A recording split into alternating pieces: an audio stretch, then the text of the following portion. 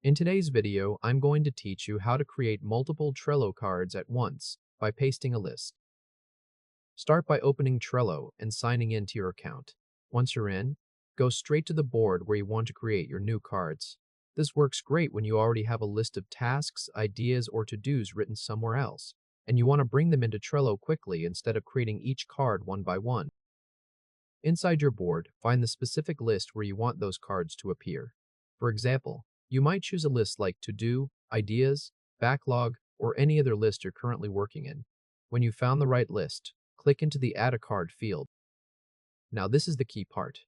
Paste in your list, making sure that each item is on its own separate line. That line-by-line formatting is what tells Trello to treat each entry as an individual card. So if your pasted text has 10 lines, Trello can turn that into 10 separate cards. This is a huge time saver, especially if you're setting up a project from notes, importing a checklist, or organizing a batch of tasks all at once. After pasting the list, press Enter or click Add Card. At this point, Trello will recognize that you pasted multiple lines and will show a prompt asking whether you want to create a card for every new line, instead of making one single card with a very long title. When that message appears, click the option to create the cards. If the prompt says something like Create 15 cards, go ahead and click that.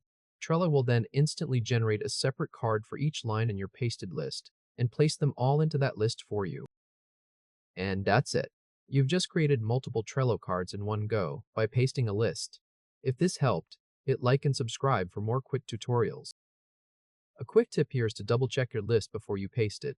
Since Trello uses each new line as a separate card, extra blank lines or accidental spacing can affect the result.